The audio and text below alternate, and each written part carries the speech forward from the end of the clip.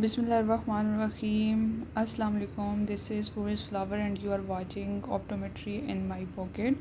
Today we are going to start another very important topic, keratoconus and contact lenses, keratoconus fitting and assessment.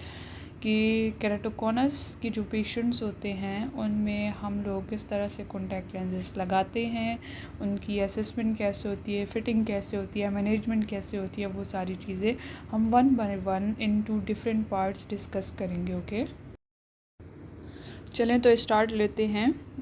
Unit 8.1 ये chapter मैं आप लोगों को पढ़ा रही हूँ आइकल की बुक से। ओके, इस चैप्टर का ओवरव्यू अगर मैं देख लूँ तो वो मैं जल्दी से बता देती हूँ कि केराटोकोनस किसको कहते हैं, जो कि सबको पता है कि केराटोकोनस एक आई डिज़ीज़ है और इसमें क्या क्या होता है वो भी सबको पता है, बट एक बार फिर से स्टडी कर लेंगे। ओके, और इसकी एटियोलॉजी क्या है, केराटोकोनस के साथ कौन सी डिफरेंट कंडीशंस एसोसिएट करती हैं, साइंस सिम्टम्स वगैरह पढ़ेंगे। फिर इसमें कॉन्टैक्ट लेंस की फ़िटिंग और केराटोकोनस की सर्जरी, ये सारी चीज़ें जो हैं, ट्रीटमेंट्स वगैरह केराटोकोनस का, ये सब कुछ हम लोग इस चैप्टर में पढ़ेंगे। केराटोकोनस फिटिंग में जो कॉन्टैक्ट लेंसेज हम यूज़ करते हैं वो कौन से टाइप्स के होते हैं, उनकी फ़िटिंग किस तरह से करेंगे, उनकी असेसमेंट किस तरह से करेंगे, और जो एक्सेप्टेबिलिटी है फ़िट की वो अचीव होती है, वो कितनी % अचीव होती है, किन में ज़्यादा अच्छी होती है, किन में नहीं होती, वो सब भी डिस्कस करेंगे। ठीक है,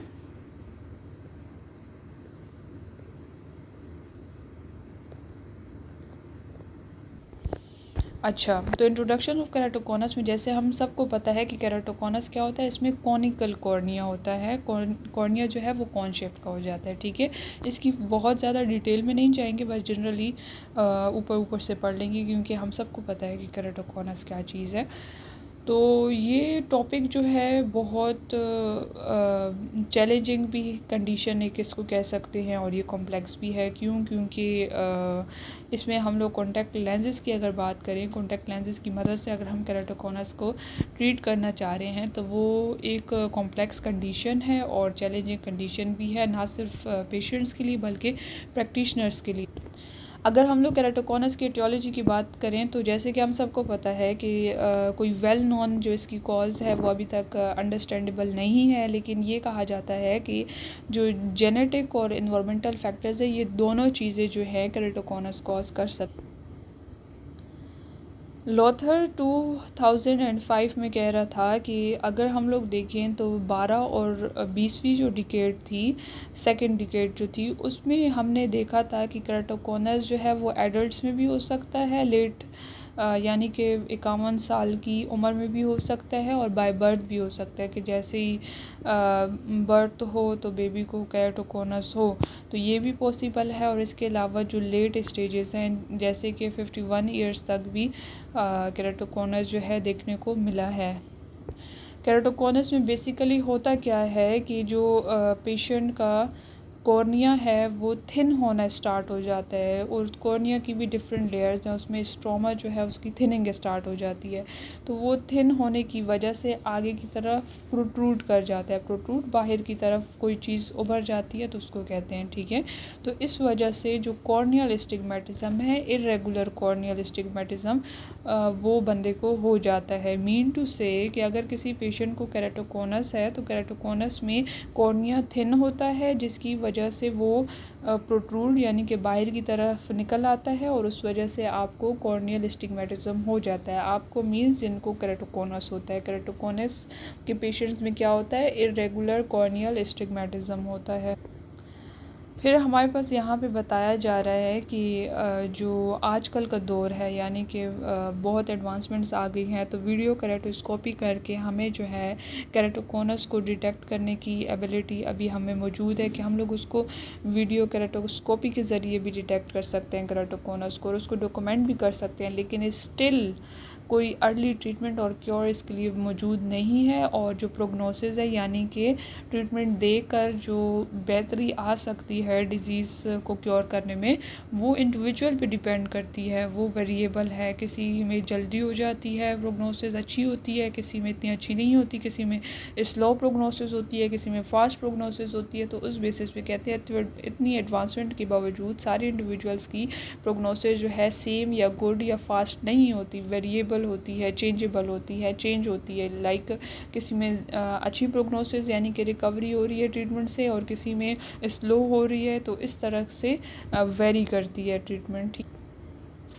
फिर यहाँ पे हमें बताया जा रहा है कि जो ऑप्टिमल ट्रीटमेंट होता है वो डिपेंड करता है डिज़ीज़ के प्रोसेस पे, एक्यूरेट डायग्नोसिस पे, और डिफरेंट थेराप्यूटिक अल्टरनेटिव्स जो हैं वो उसकी ज़रूरत होती है। लाइक हम लोग देखेंगे कि एक पेशेंट है, उसमें कितनी प्रोग्रेशन हुई हुई है डिज़ीज़ की, या सिवियरिटी लेवल क्या है, तो हम लोग प्रॉपर्ली उसको डायग्नोस करेंगे, डिज़ीज़ का प्रोसेस देखेंगे।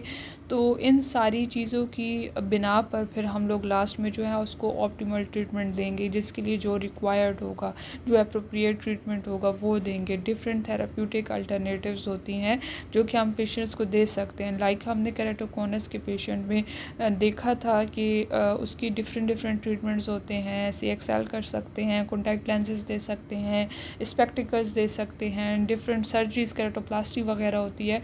तो वो डिपेंड करता है पेशेंट की डायग्नोस्टिक जो एक्यूरेसी है उस पर डिपेंड करता है, डिज़ीज़ के प्रोसेस पे डिपेंड करता है। तो डिफरेंट अल्टरनेटिव थेराप्यूटिक जो ट्रीटमेंट्स हैं वो हम प्रोवाइड कर सकते हैं।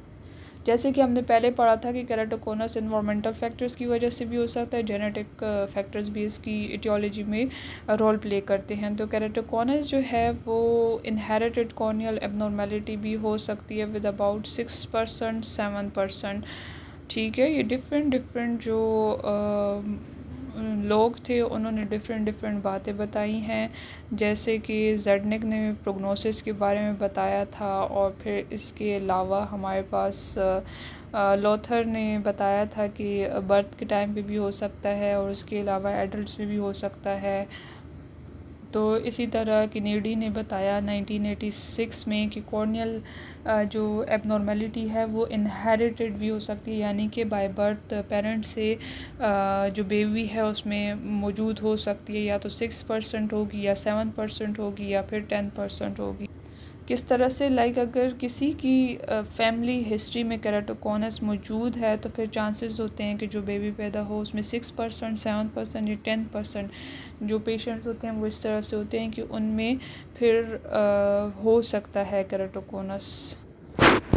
फिर कुछ और जो साइंटिस्ट थे, गैम्बल वगैरह, उन्होंने कहा था कि हमारे पास जो स्टैटिस्टिकल डेटा है, मोस्ट स्टैटिस्टिकल डेटा जो है जिसमें केराटोकोनस की प्रिवलेंस जो रिपोर्ट की जाती है, जो ऑफिशियली शो की जाती है, एक्चुअली उससे भी ज़्यादा केसेस होते हैं केराटोकोनस के।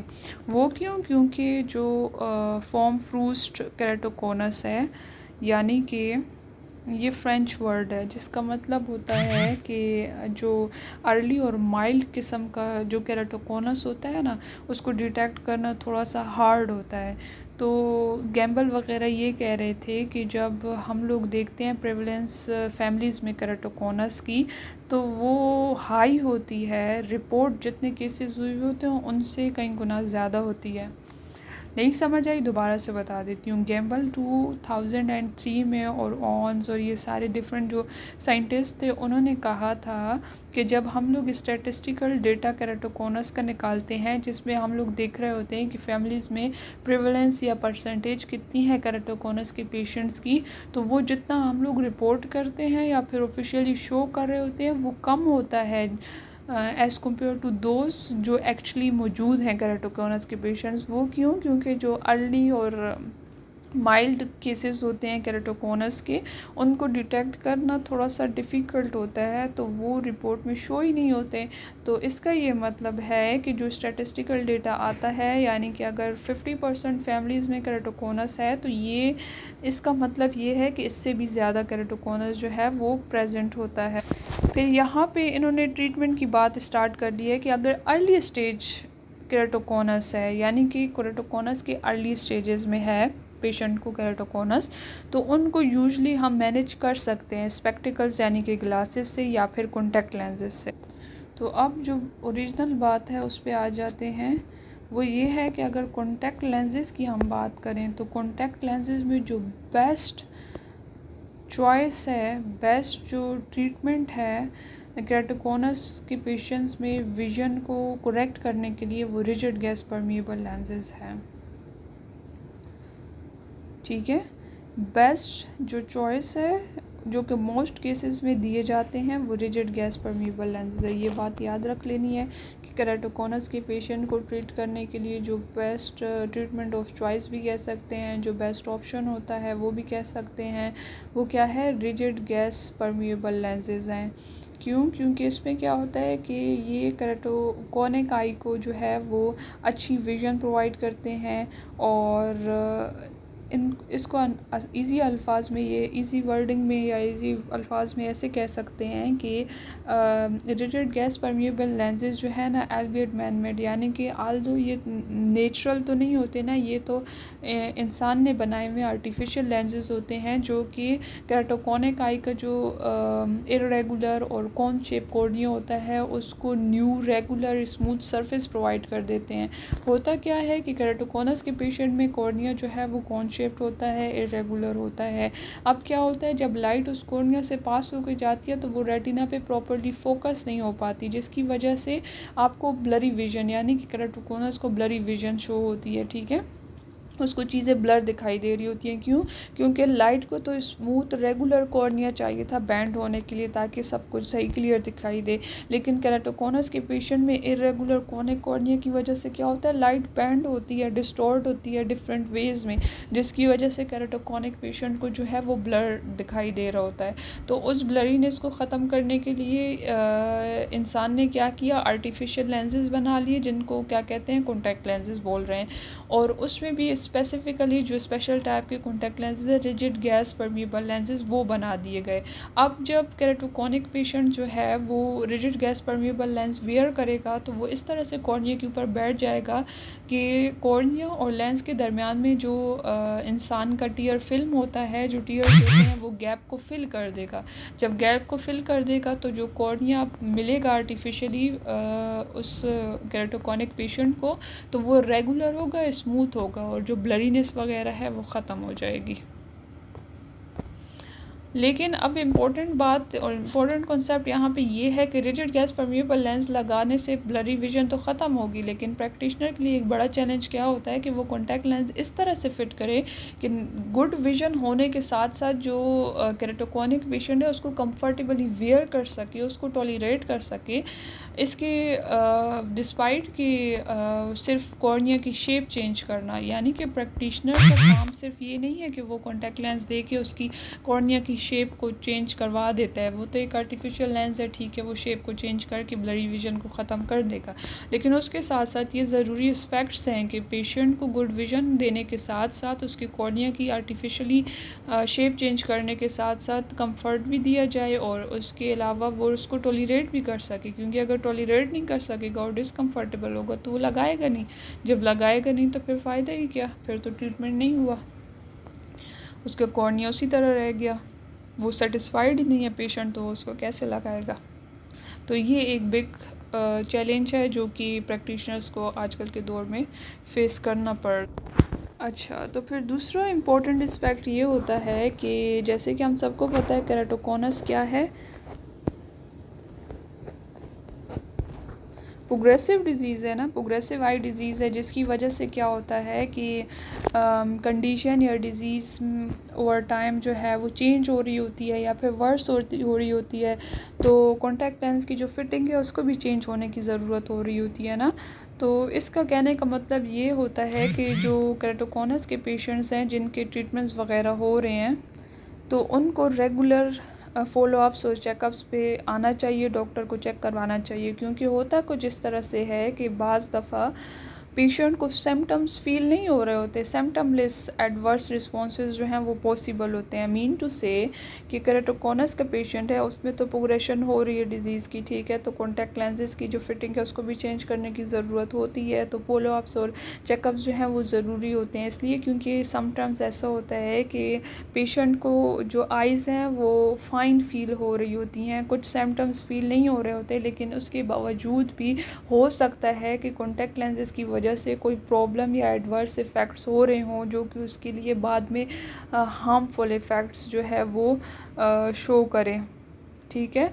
तो either patient is feeling fine with contact lenses and symptomless adverse responses are possible, ठीक है। तो ये बात इम्पोर्टेंट है कि फ़ॉलो अप्स और चेकअप्स पे आता रहे पेशेंट, ताकि जो एडवर्स इफ़ेक्ट्स हैं या हार्मफुल इफ़ेक्ट्स हैं या कोई प्रॉब्लम है वो बज़ाहिर पेशेंट को नहीं पता चल रहा होता, लेकिन वो पीछे से हो रहे होते हैं, क्योंकि पेशेंट को तो कोई सिम्टम नहीं शो हो रहा होता, तो वो समझ रहा होता है कि बस सारा कुछ ठीक चल रहा है, लेकिन उसके बावजूद कुछ प्रॉब्लम्स ऐसी होती हैं कि उसके लिए फ़ॉलो अप्स और चेकअप ज़रूरी होते हैं, डॉक्टर को साथ साथ चेक करवाना चाहिए। फिर अगर हम लोग देखें जो केराटोकोनिक आई है उसको नॉर्मल आई से कंपेयर करें तो क्या होता है कि जब हम लोग ऐसे केराटोकोनिक पेशेंट की रिफ्रैक्शन कर रहे होते हैं और ऑटो रिफ्रैक्टर से उसका रिफ्रैक्टिव एरर फाइंड आउट कर रहे होते हैं केराटोकोनिक आई का और नॉर्मल आई का, तो नॉर्मल आई के कंपैरिजन में जो केराटोकोनिक आई होती है उसमें डायगोनल वेरिएशन आती है, यानी कि दिन के लिहाज से पूरे दिन में मॉर्निंग इवनिंग और इन के दरमियान में जो टाइम है सारा, तो डेज पूरे दिन में उनमें ग्रेटर वेरिएशंस आ रही होती हैं। क्या मतलब, जो ऑटो रिफ्रैक्टर जो रीडिंग दे रहा होता है वो डिफरेंट आती है। नॉर्मल आई में ऐसे नहीं होता, लेकिन केराटोकोनिक आई में ऐसे होता है। हो सकता है कि मॉर्निंग में उनकी विजन बेहतर हो लेकिन लेटर ऑन वो ब्लर हो जाए, तो ऑटो रिफ्रैक्टर जो है ऑटो रिफ, उसमें रिफ्रैक्टिव एरर भी दिन में अगर डिफरेंट टाइम में आप चेक करोगे तो उनकी डिफरेंट रीडिंग्स आ रही होती हैं। अच्छा, फिर इस तरह से है कि if the progress of the disease is marked by the following issue surgical options they have to be considered. कहते हैं कि डिज़ीज़ जो है उसमें तो प्रोग्रेशन हो रही होती है, अगर वो वर्स हो रही है ओवर टाइम या फिर उसमें चेंजेस आ रही हैं और इश्यूज़ जो हैं वो बहुत ज़्यादा हो गए हैं कॉन्टैक्ट लेंसेज के साथ भी फ़र्क नहीं पड़ रहा, तो फिर सर्जिकल ऑप्शंस को जो है ना वो अंडर कंसिडरेशन रखना चाहिए। अच्छा, वो कौन कौन सी कंडीशंस है कि जिसके होने के बाद ज़रूरी है कि अब आप सर्जरी की तरफ जाएं, सर्जरी का ऑप्शन अपनाएं, ठीक है। अगर आरजीपी की इनटॉलरेंस है, पेशेंट टॉलरेट नहीं कर पा रहा आरजीपी को, ठीक है, तो फिर आप सर्जरी करें। इसके अलावा अगर स्ट्रोमल ओपेसिटीज़ यानी कि कॉर्निया की एक लेयर तो स्ट्रोमा भी है, अगर उसमें ओपेसिटीज़ डिवेलप हो गई हैं तो फिर आप सर्जरी करवाएं।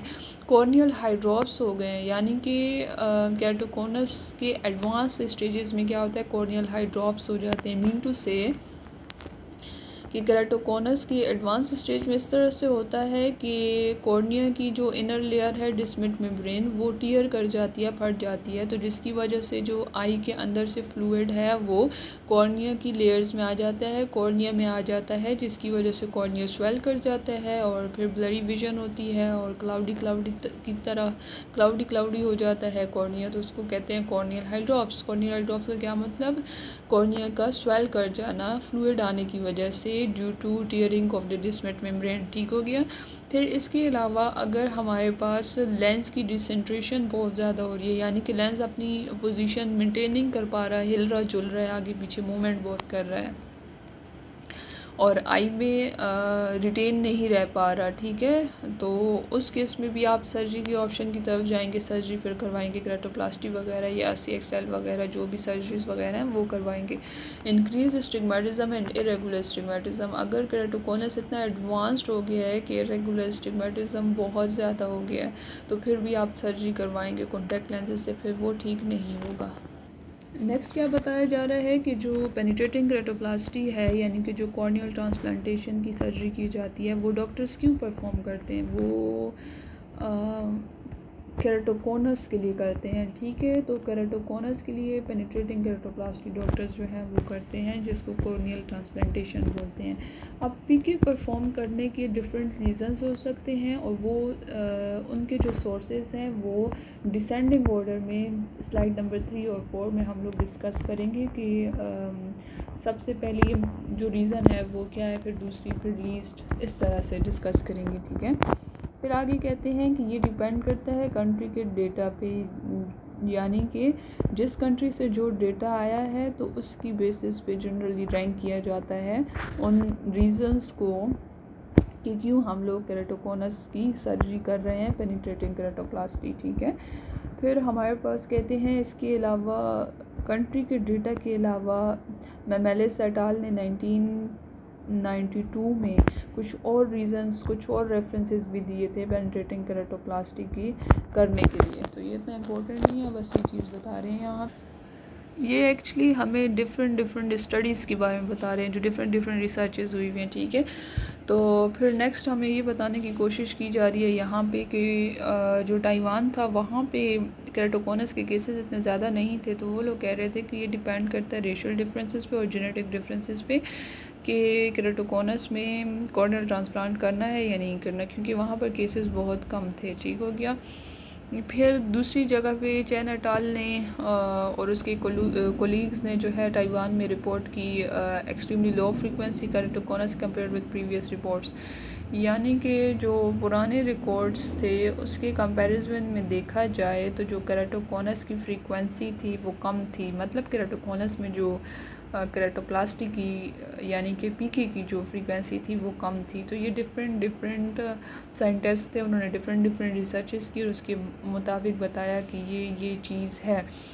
तो हम पढ़ क्या रहे हैं, हम ये कहना चाह रहे हैं कि जो पीके है पेनिट्रेटिंग केराटोप्लास्टी, जिसको कॉर्नियल ट्रांसप्लांटेशन कहते हैं, उसको करने के बहुत सारे रीज़न्स हैं, लेकिन उनमें से जो 3 मोस्ट इम्पॉर्टेंट है, उनमें से जो टॉप पे है वो केराटोकोनस है, जिनमें हम लोग पीके करते हैं। लेकिन फिर आहिस्ता बाद में कहते हैं कि नहीं, वो ताइवान में ऐसे नहीं था, केसेस कम थे, तो वहाँ पे कॉर्नियल ट्रांसप्लांटेशन का जो फर्स्ट रीज़न था वो केराटोकोनस नहीं था। इसी तरह चैन एट अल ने फिर कहा कि प्रीवियस रिपोर्ट्स भी देखी जाए तो वहाँ पर भी जो कॉर्नियल ट्रांसप्लांटेशन की फ्रीक्वेंसी थी केराटोकोनस के पेशेंट में वो इतनी ज़्यादा नहीं थी। फिर आगे क्या बताया जाता है, ड्यू टू लार्जली, यहाँ से मैं रीड कर रही हूँ, होप सो समझ आ रही होगी आप लोगों को। कहते हैं कि न्यू टेक्नोलॉजीज़ की डेवलपमेंट हुई, जेनेटिक की में रिसर्चेज हुई 20वीं सेंचुरी में। फिर हमारे पास डिफरेंट रिसर्चेज हुई केराटोकोनस के बारे में, और उनकी केराटोकोनस की जो जेनेटिक्स हैं उस पर रिसर्चेज हुई। ये सारी चीज़ें जो हैं लीड कर गई इस पे कि केराटोकोनस को लोग समझने लगे, और जिस चीज़ को जितना ज़्यादा बंदा समझ जाता है तो फिर उसका ट्रीटमेंट इजी हो जाता है, उसकी प्रोग्रेशन को स्लो डाउन करना वगैरह आसान हो जाता है। फिर आखिर में क्या हुआ, इतनी ज़्यादा रिसर्चेस हुई कि जो प्रोग्रेशन है डिज़ीज़ का, जो ऑनसेट है, उसको समझना आसान हो गया और उसकी ट्रीटमेंट भी जो है वो इजी हो गई। फिर डिफरेंट जेनेटिक फैक्टर्स को एक इम्पॉर्टेंट कॉज बताया गया यूरोपियन फैमिलीज़ में कि 70% जो केराटोकोनस के पेशेंट हैं उनमें केराटोकोनस इनहेरिट हुआ है। फिर इनहेरिट होने की वजह से उन्होंने क्या किया, जो ह्यूमन जीनोम है उस पर रिसर्चेस हुई, उसका ओरिजिन, उसकी रीजन जो है फाइंड आउट करने की कोशिश की गई। तो डिफरेंट रिसर्चेस हुई, डिफरेंट जीन्स को इन्होंने पॉइंट आउट किया, लेकिन अब तक जो उन्होंने है पिन पॉइंट नहीं किया एग्जैक्ट जीन को जो कि केराटोकोनस काज कर सकता है। डाउन सिंड्रोम के पेशेंट्स भी देखे जिसमें ट्राइसोमी होती है, 21 क्रोमोसोम नंबर 21 में जो चेंजेस होती हैं वो देखी गई। फिर उसके बाद क्या हुआ कि जो प्रोबेबल प्रोग्रेस है डिफरेंट रिसर्चेस के बाद अभी ये डिसाइड हो गया ना कि इंजीनियरिंग जो जेनेटिक इंजीनियरिंग है उसकी प्रोग्रेस पे डिपेंड करता है केराटोकॉनस की जो ट्रीटमेंट वगैरह है। अगर दोबारा से और रिसर्चेस हो जाएं एग्जैक्टली जीन की लोकेशन और जीन का पता चल जाए तो और भी ईजी हो जाएगा इसका ट्रीटमेंट एक्सेट्रा, ठीक है। In addition to chromosome 21 other chromosomes have been shown to be involved in cases of keratoconus. कुछ साइंटिस्ट ने कहा था कि क्रोमोसोम 21 जिस तरह डाउन सिंड्रोम के पेशेंट्स में है इसमें भी वही प्रॉब्लम हो सकती है, लेकिन इसके अलावा डिफरेंट साइंटिस्ट ने डिफरेंट जो क्रोमोसोम्स है उसको रिसर्चेज में स्टडी किया, लेकिन अभी तक एग्जैक्ट जो पिन पॉइंट क्या कहते हैं जीन है जिसमें म्यूटेशन मौजूद है जो कि कॉज कर रहा है वो फाइंड आउट नहीं कर सके। मेरे ख्याल से आज के लिए तो उतना बहुत है, क्योंकि जितनी ज़्यादा वीडियो लॉन्ग हो जाती है उतने ज़्यादा स्टूडेंट्स पे भी दौरे आते हैं और बंदा देख भी नहीं सकता। तो फ़िलहाल के लिए पार्ट 1 में इतना ही, आगे हम लोग डिस्क्रिप्शन ऑफ केराटोकॉनस स्टडी करेंगे इंशाल्लाह। फ़िलहाल के लिए अल्लाह हाफ़िज़।